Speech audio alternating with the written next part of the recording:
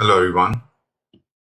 Through this presentation, we would like to understand the cyber threat actors in a healthcare environment. So, is our hospital cyber secure enough? How can we protect patient data? That's one question always at the back of our mind. That's what we always want to know. Are our patients safe? Are they in the safe hands with us? Um, the primary objective of this presentation is to provide you with a clear understanding of the different cyber threat actors that pose risks to our healthcare system. This information will help in making informed decisions about our cybersecurity strategy. Uh, the highlight um, is to emphasize the highlight of this presentation is to emphasize the critical need for enhanced security measures to protect sensitive patient data and ensure the uninterrupted operation of our hospital critical care services. We're gonna discuss what are the type of threat actors. We'll start by discussing the various threat actors, including advanced persistent threats, cyber terrorists, script kiddies, cyber criminals, hacktivists, industrial espionage agents, and insider threats.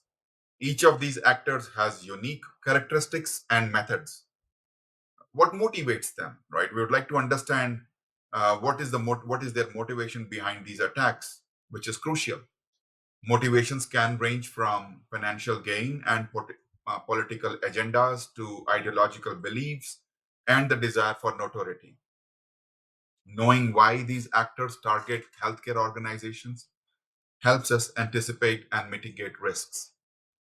We will also explore the methods these threat actors use to infiltrate systems, such as phishing, malware, zero day exploits, and insider access. By understanding their techniques, we can better defend against them.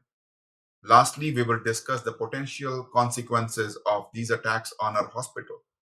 This include the risk of data breaches, operational disruptions, financial losses, and reputational damage. Highlighting these impacts will underscore the importance of investing in robust cybersecurity measures. Now, with this foundation, let's dive into the specifics of each type of threat actor. And we're going to first start with advanced persistent threats. By definition, uh, APTs are sophisticated long term cyber attacks, usually orchestrated by well resourced and highly skilled groups. These groups often have backing from nation states or organized criminal crime syndicates. The motivation, they're commonly driven by the goal of espionage, where they seek to gather sensitive information over an extended period without being detected. Data theft is another area. They aim to steal critical data such as patient records, research data, and intellectual property, which can be used for financial gain or competitive advantage. In some cases, APTs seek to disrupt critical services, which in a hospital setting could have dire consequences for patient care and safety. Um, what are the techniques used? Phishing is one of the common method used by APTs to gain initial access. Um, and basically, what they do is they trick users into revealing credentials or downloading malicious attachments. These the zero day exploits are basically previously unknown vulnerabilities in software that APTs exploit before developers can patch them, allowing attackers to infiltrate systems unnoticed. APTs often deploy sophisticated malware designed to remain undetected for long periods, enabling continuous data exfiltration and system manipulation. Now, what is the impact? Of course, the primary risk associated with APTs is their ability to maintain prolonged access to our systems, continuously siphoning off sensitive data. For a hospital specializing in critical care, the disruption of services can directly impact patient outcomes and safety, making it essential to prevent such breaches. The financial cost of dealing with an APT attack can be substantial, including both direct costs like remediation and fines, and indirect costs such as lost trust and reputational damage. Now, understanding the threat posed by APTs is the first step. Next, let's look into another significant threat actor known as cyber terrorism. Cyber terrorism, by definition, refers to the use of digital means to conduct attacks aimed at causing widespread fear, harm, or disruption. These attacks are typically driven by ideological or political motives and are intended to achieve broader goals beyond financial gain. In terms of motivation, they are often motivated by strong ideological convictions. They may seek to advance a particular cause or belief system by targeting institutions they view as adversaries. Some cyber terrorist groups aim to further political goals such as destabilizing government or drawing attention to political issues through high profile attacks on critical infrastructure, including hospitals. They basically use one common technique, which is to overwhelm a hospital online services with massive amount of traffic, rendering the systems inoperable and disrupting communication and operations. Cyber terrorists may also aim to breach sensitive data, including patient records, to cause panic, distrust, and operational chaos. They also use uh, they also use destructive malware to sabotage hospital systems, delete vital data, or disable medical devices, and can have severe consequences on patient care. Again, as I said, cyber terrorist attacks can lead to shutdown of essential services, preventing hospitals from functioning normally and delaying critical medical procedures. The direct impact on patient safety can be significant, as disrupted services may lead to missed treatments or incorrect medical procedures. In the most severe cases, the inability to provide timely medical care due to cyber terrorist activists can result in the loss of lives, making this a particularly dire threat. Now, having understood the severe implications of cyber terrorism, let's now turn our attention to a less sophisticated but still concerning group of threat actors called script kiddies. Script kiddies are often individuals, often with limited technical skills, who use pre-written scripts and tools to launch cyber attacks. They do not typically have the expertise to develop their own sophisticated malware or exploits. Basically, they are thrill seekers. Many script kiddies are motivated by excitement of hacking into systems and the challenge of overcoming security measures. They often seek recognition within their peer groups or online communities, aiming to build a reputation as capable hacker. Again, gaining acceptance and approval from more sophisticated hackers can also be a significant motivator for a script kiddie. The techniques they use are basic malware. They commonly deploy easily accessible malware such as viruses and trojans to disrupt systems or steal data. They exploit well known vulnerability in software and systems that have not been patched using readily available tools. One of the more visible techniques is defacing websites, where they alter the appearance of a website to display their own messages or graphics, often to demonstrate their perceived skills. Now, in fact, although their methods are relatively unsophisticated, script kiddies can still cause significant disruptions to hospital services by overwhelming systems or causing temporary outages. In some cases, their activities can lead to data being corrupted or lost, which can particularly be damaging in healthcare setting where patient records are crucial.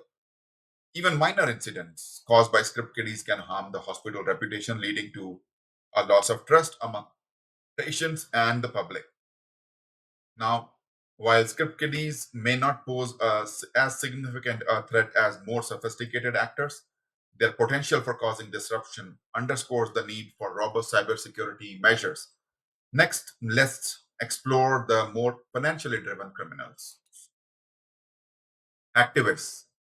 These are individuals or group of hackers who use their skills to promote social or political causes. Unlike cyber criminals, their primary goal is not financial gain, but to make a statement or effect change.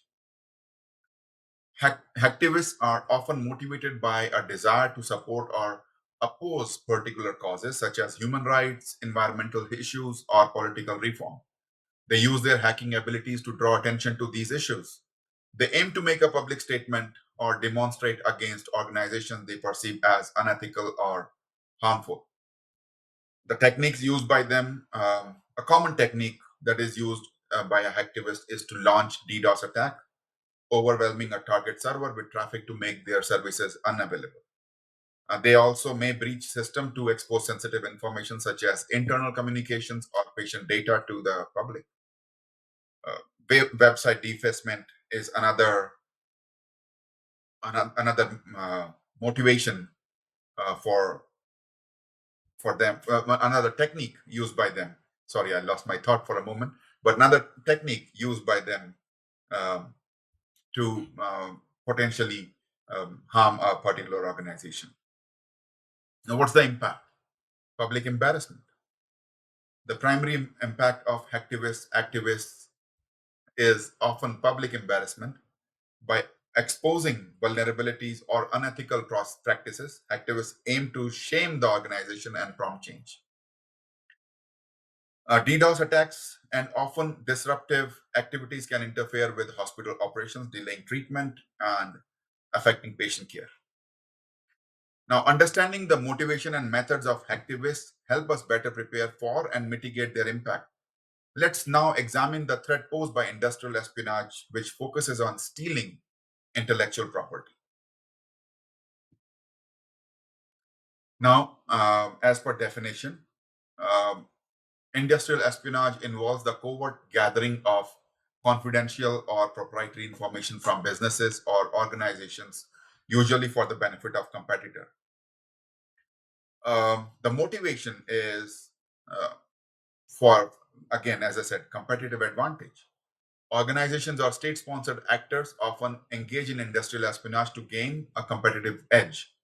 By stealing trade secrets, research data, or proprietary technologies, they can bypass years of research and development.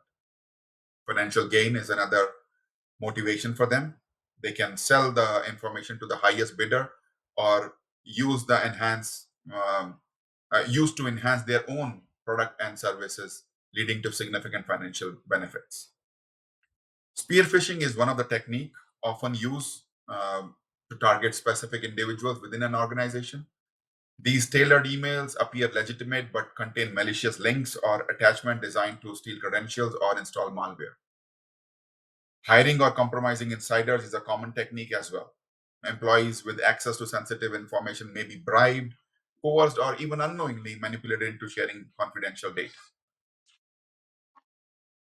Sophisticated malware is deployed to infiltrate systems, exfiltrate data, and remain undetected for extended periods. These malwares can be delivered through various vectors, including phishing emails, compromised websites, or infected devices. Now, the impact is again loss of intellectual property. The theft of intellectual property, such as research finding, patented technologies, and proprietary processes, can significantly undermine an organization's competitive edge. When competitors gain access to proprietary information, they can leverage it to improve their own, erode market share, and diminish the victim's competitive advantage. Financial loss is another impact due to industrial espionage. Now, the serious ramifications of industrial espionage underscore the importance of protecting our intellectual property and sensitive information. Next, we will discuss insider threats, which can be particularly challenging to detect and mitigate. Insider theft refer to risks posed by individuals within the organization, such as current or former employees, contractors, or business partners. They have inside information concerning the organization's security practices, data, and computer systems. Who is motivated? An employee who feels wronged or dissatisfied may turn against the organization, seeking revenge by stealing data. Of course, insiders may be motivated by personal financial gain, such as selling sensitive information to facilitating fraud. In some cases, they may be coerced or blackmailed by external parties. Techniques Insiders can easily access and exfiltrate sensitive data, including patient records, financial information, and proprietary research. They, with malicious intent, can sabotage systems, delete data, or disrupt operations to cause significant damage. They also may misuse their access privileges to gather information. The theft of exposure of sensitive information can lead to significant data breaches, compromising patient privacy and security as the primary impact. Insider threats can cause substantial disruptions to hospital operations, delaying treatments and affecting patient care. And financial and reputational damage, of course, is one of the impact. Given the unique challenges posed by insider threats, it is crucial to implement robust internal security measures. So next, let's compare and contrast the resources, capabilities, motivation, and aversions to risk of the various bad actors we have discussed. APTs pose a significant threat due to their sophisticated techniques, long-term focus, and ability to remain undetected while exfiltrating sensitive data. They are often state-sponsored, making them highly resourceful and persistent. Cyber criminals, these actors are financially motivated and highly skilled, frequently using techniques like ransomware and phishing to exploit vulnerabilities. Their attacks can lead to substantial financial losses and operational disruptions. Insiders have legitimate access to systems and sensitive information, making them particularly dangerous. Their actions can be difficult to detect and can cause significant damage from within. Moderate risk is for cyber terrorism, while the likelihood of cyber terrorist attacks specifically targeting healthcare is lower. The potential impact is high. Disruptions caused by cyber terrorism can compromise patient safety and lead to significant operational challenges. Industrial espionage is the primary risk from industrial espionage is the theft of intellectual property and sensitive information. While these attacks may not always disrupt operations, they can lead to long-term competitive disadvantages and financial losses. For the lower risk script kiddies, these actors are less skilled and typically use readily available tools which limit the sophistication of their attacks. While they can cause disruption and minor damage, their overall impact is usually less severe. Driven by social or political causes, activists aim to make statements rather than cause financial gain. That's why posing a lower risk. Their attacks, such as website defacement or DDoS, can cause public embarrassment and operational disruptions, but are generally less damaging than those of more sophisticated. Now, the rationale that I've used are potential impact and likelihood. Right. So the prioritization is based on the potential impact of the attacks and the likelihood of these actors targeting healthcare organizations. High risk actors have both a high risk likelihood of targeting healthcare and the potential to cause significant damage. Another rationale is resources and capabilities that these actors have access to. So, actors with greater resources and technical capabilities pose a higher risk. What's the motivation and objective? Understanding the motivation behind each threat actor helps assess the risk. Financially motivated actors such as cyber criminals are more likely to target healthcare due to the potential for financial gain. And again, the final rationale is the historical data and trends. The prioritization also considers historical data and trends, looking at past incidents and the evolving threat landscape in the healthcare sector. Now, with a clear understanding of the most significant threats, we can now explore how to compare and contrast the resources, capabilities, motivation, and aversion to risk of these various bad actors. This will help us better prepare and defend active against potential attacks. APTs typically have high resources because they are often state sponsored and well funded. This gives them access to advanced tools and technologies. In terms of capabilities, they utilize highly sophisticated techniques, including zero-day exploits, phishing, and stealthy malware, which allow them to infiltrate and remain undetected in systems for long periods. Their primary motivation include espionage, disruption of critical services, and data theft. APTs have low aversion to risk because they prefer stealth and long-term infiltration, minimizing the likelihood of detection.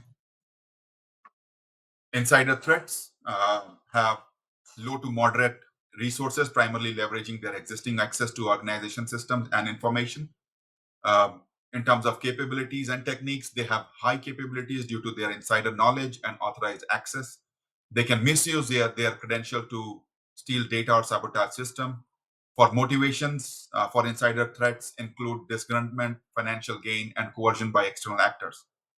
Their aversion to risk have a low aversion to risk because they are familiar with the systems and access points, making it easier for them to cover their tracks. Now, cyber terrorists.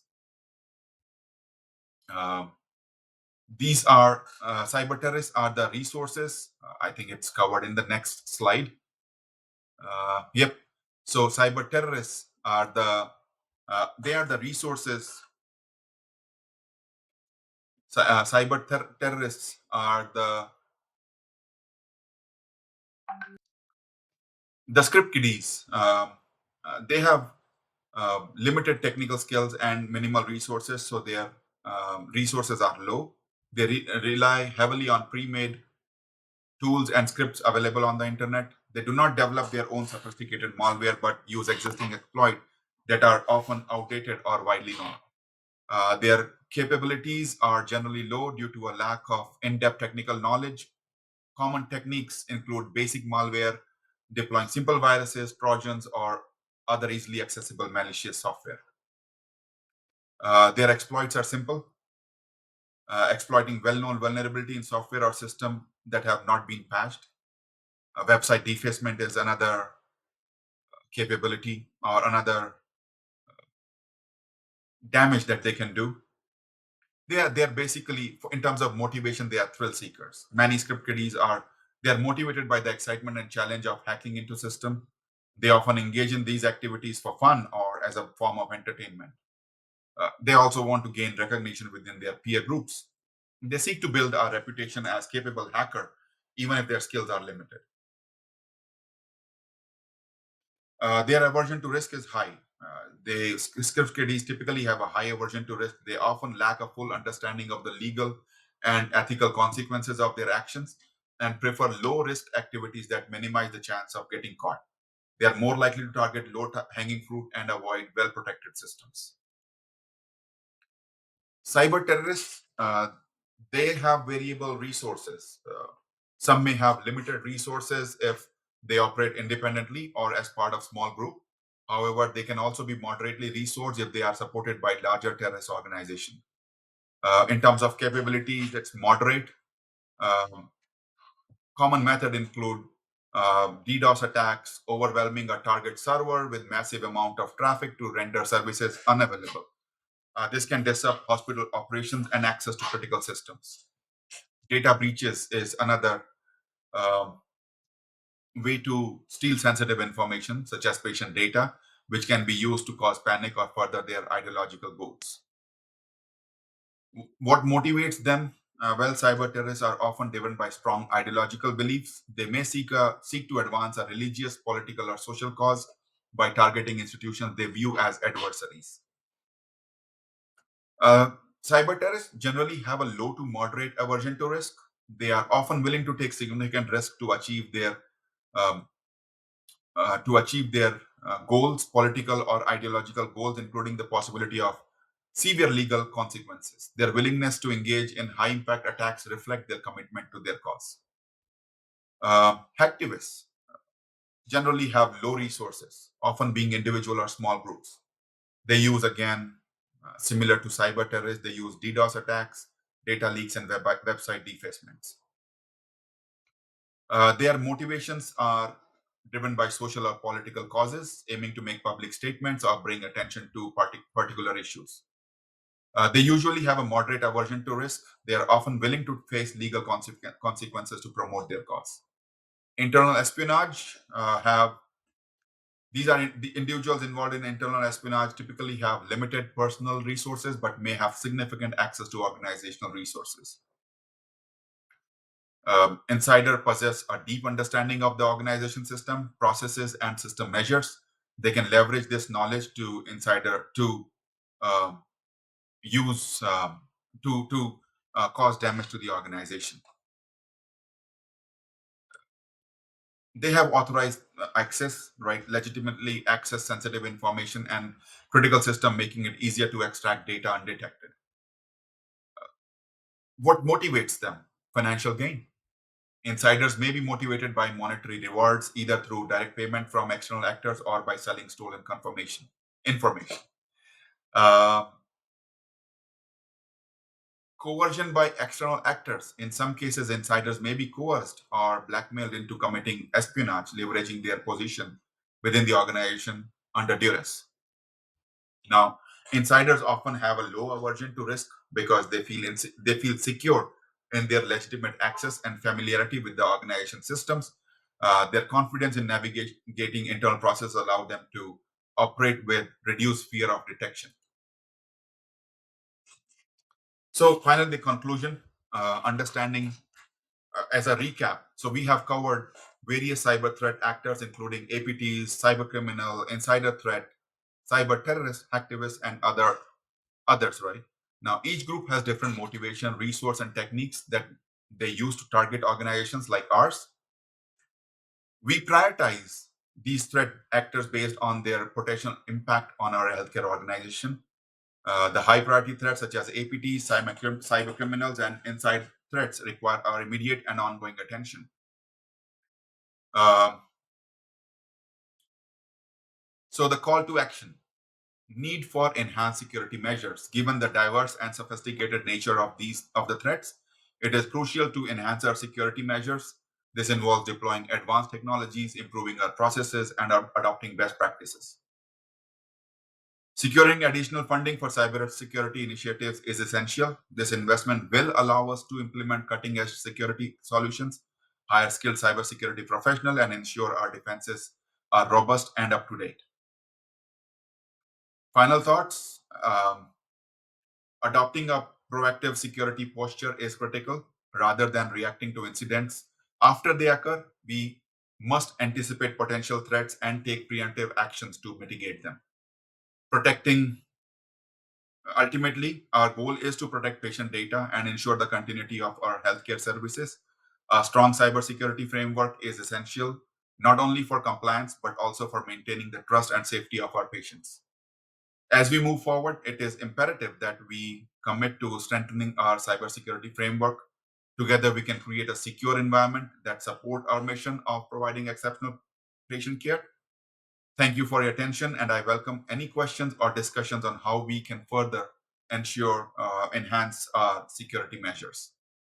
These are some of the resources that I've referred during the slide preparation. Once again, thank you so much. Take care. Bye bye.